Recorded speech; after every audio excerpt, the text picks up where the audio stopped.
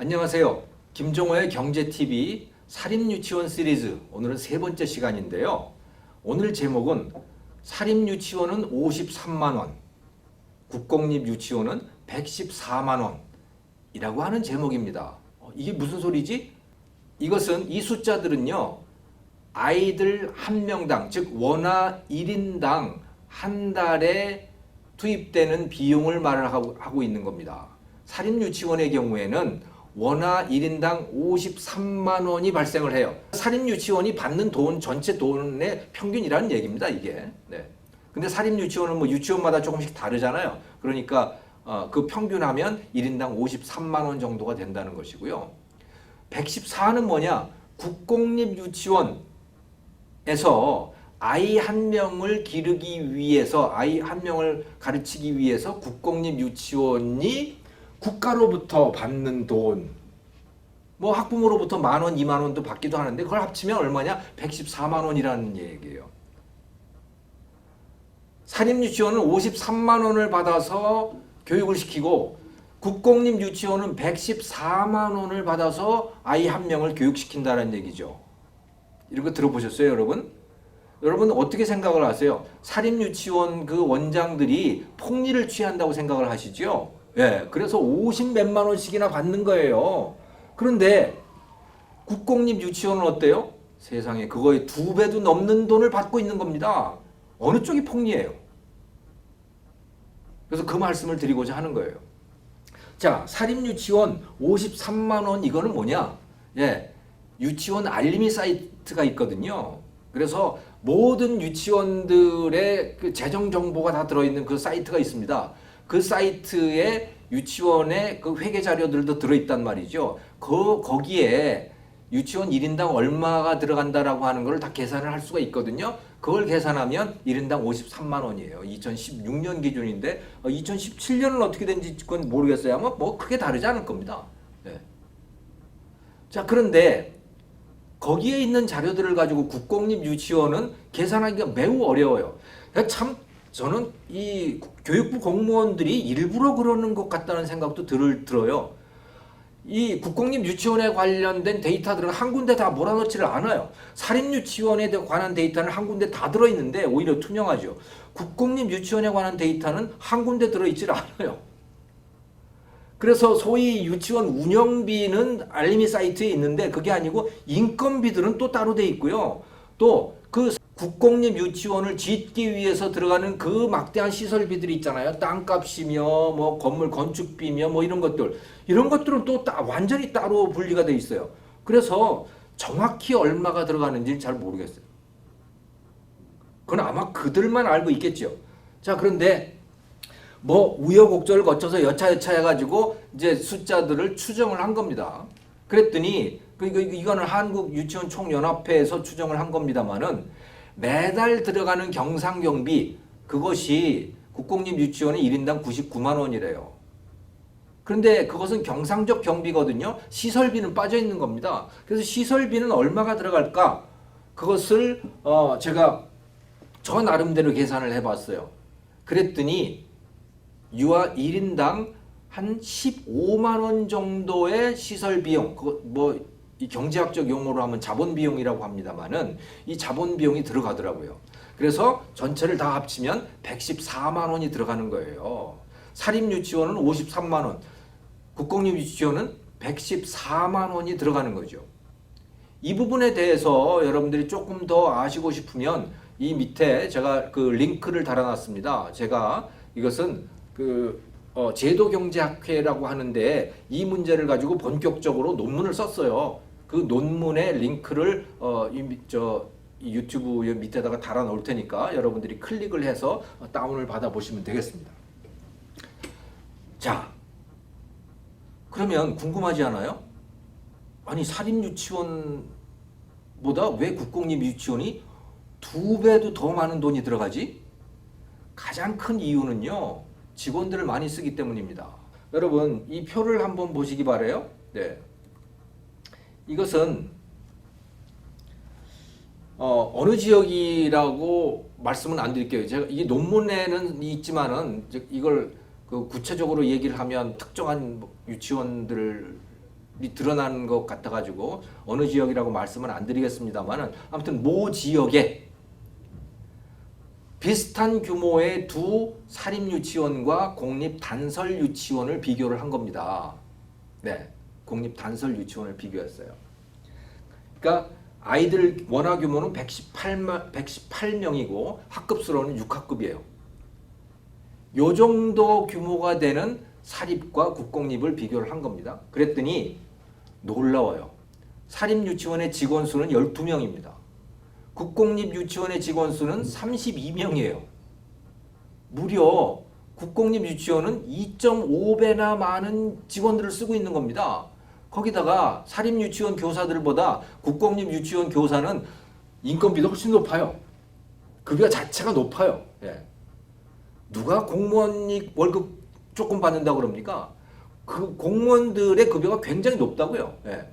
그러니까 그 돈이에요. 그 돈이 이렇게 많은 거예요. 물론 뭐 다른 것들도 뭐 시설비라든가 이런 것들도 사립보다 국공립이 돈을 훨씬 많이 쓰고 있지만 가장 중요한 건 바로 인건비인 거죠. 그 인건비가 많이 드는 구조예요. 이 국공립 유치원이라고 하는 거는. 그래서 2배도 더 비싼 거예요.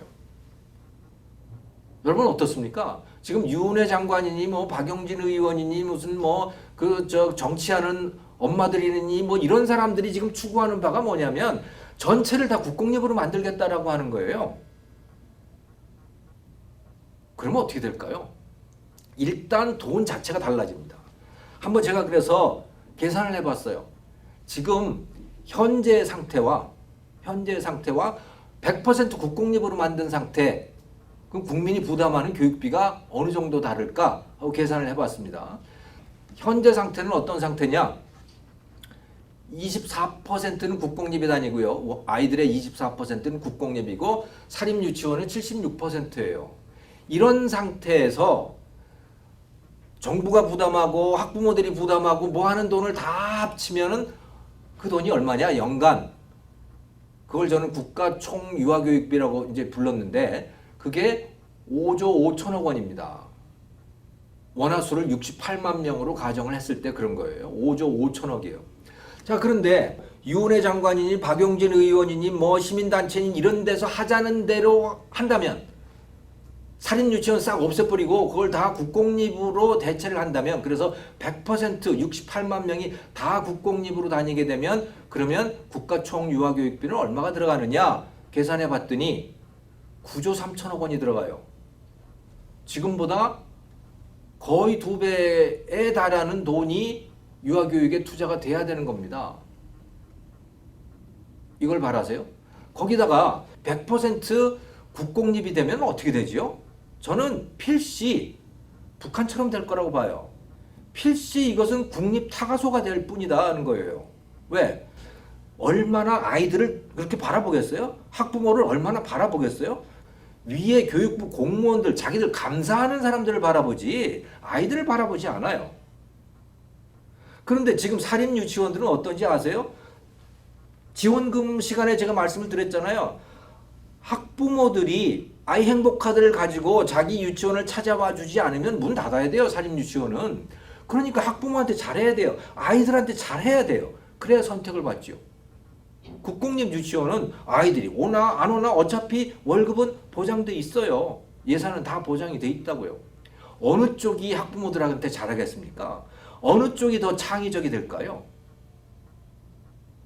저는 그나마 사립유치원들이 있기 때문에 그들이 몬테소리 방식도 하고 발도르프 방식도 하고 뭐 다양한 방식들을 많이 하잖아요. 숲 유치원도 있고 프로젝트 교육도 있고 뭐 아무튼 어떻게든 학부모들의 관심을 끌고 아이들이 좋아하도록 노력하는 그 덕분에 국공립 유치원도 자극을 받는 거죠. 왜? 그렇잖아요. 옆에서 그렇게 하고 있는데 자기들은 안 할 수 없는 거 아닙니까? 그러니까 저는 사립유치원 덕분에 국공립 유치원도 그나마 창의적이 된다고 봐요. 그런데 그게 아니고 100% 국공립 유치원이 된다. 그럼요. 그건 국립 타가소예요. 지금 생각해 보세요. 사립 중고등학교 이름만 존재하고 있죠. 전부 다 공립하고 똑같아지잖아요. 그리고 났더니 어떤 일이 벌어집니까? 아이들이 학교 가가지고 뭐 해요? 자잖아요. 아이들이 학교 가지고 자요. 선생님은 뭐 어떻게 해요? 그냥 뭐 자든 말든 뭐 어떻게. 이런 상태가 되는 거거든요. 왜? 뭐 굳이 잘할 이유도 없으니까.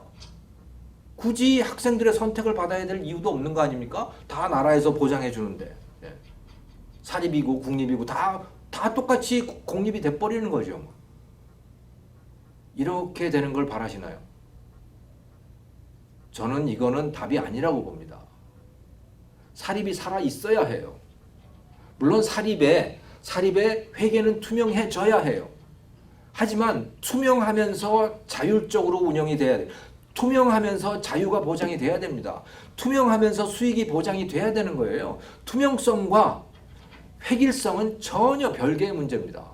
지금 정부는 유은혜도 그렇고 박용진도 그렇고 뭐 시민단체들도 그렇고 투명이라고 하는 그 명분을 갖고 그냥 획일적으로 만들려고 하는 거죠. 다 똑같이 만들려고 하는 거예요. 왜?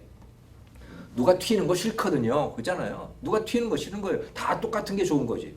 그게 망하는 길임에도 불구하고 그렇게 가자는 거예요. 그럼 결국 북한의 국립 타가소처럼 가는 겁니다. 이래서는 안 되는 거예요. 스웨덴이 국공립도 바우처를 받아야 되는 그런 상태예요. 스웨덴은 학교들이. 왜 그랬느냐? 획일적인 교육이 안 되거든요. 그러니까 교육 비용은 국가가 되더라도 교육 내용은 획일적이어서는 안 된다라고 하는 그런 문제의식 때문에 바우처 제도를 하게 된 거고 국공립에게도 자유를 주고 학부모의 선택을 받게 만들고 그렇게 한 거예요. 지금 근데 우리는 그걸 거꾸로 가려고 하고 있는 거 아닙니까? 저는 그래서 시청자 여러분들께서 나서셔가지고 이제 유은혜 장관, 박용진 의원 뭐 이런 사람들을 좀 막아줘야 해요. 그래서 사립유치원이 자율성을 계속 가질 수 있도록 해줘야 되는 겁니다. 투명성과 자율성은 별개의 문제다. 그리고 사립이 자율성을 갖고 움직일 때 교육 비용도 낮게 유지가 될 수 있다. 지금 봐요. 사립유치원 53만 원, 국공립 유치원은 114만 원. 자, 오늘 방송 여기서 마치겠습니다. 고맙습니다.